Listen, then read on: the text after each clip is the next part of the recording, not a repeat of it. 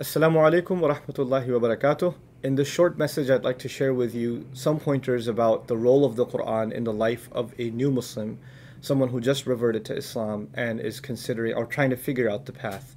In the very beginning, because Islam is such an ocean of knowledge and the Quran itself is such an ocean of knowledge, it can actually be pretty intimidating and just to even think about where to begin.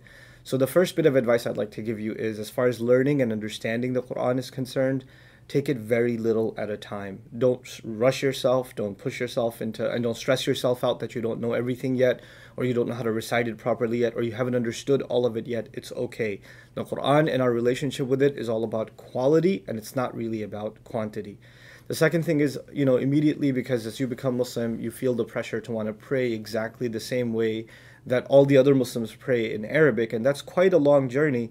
You should take your time and memorize the surahs. Even if it takes you months to do it, it's fine. It's okay for you to, take a little bit at a time as far as memorization is concerned. And the question might even arise, why do I have to pray in Arabic? Why can't I just pray in English or Spanish or whatever other language? Well, you certainly can, but we believe that the Quran is the literal word of Allah. That it's literally, doesn't matter what ethnicity or background you come from. I myself am not Arab, and actually the majority of people in the world aren't Arab, but we consider the language of the Quran sacred because it's directly from Allah and that's part of its purity. And so we give it importance. And so even if it takes you time, do try to memorize the first surah, memorize some of the short surahs towards the end, and inshallah you'll figure out a way to understand them better.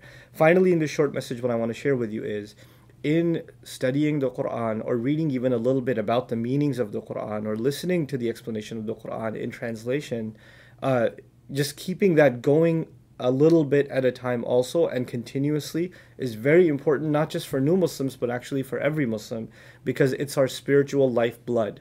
You're going to be praying with it, and you're going to be reading it, eventually in a pretty short time, if Allah wills, even in the Arabic language. But until that happens, and even after that happens, you should be continuously trying to understand it in the English language, just a little bit at a time. It'll give you a spiritual boost and even open up your mind to things and expand the wisdom of Allah onto you in ways that you didn't expect. So I pray that you're able to do that and sustain a healthy relationship and a continuously growing relationship with the Quran in your life, and congratulations on your Islam.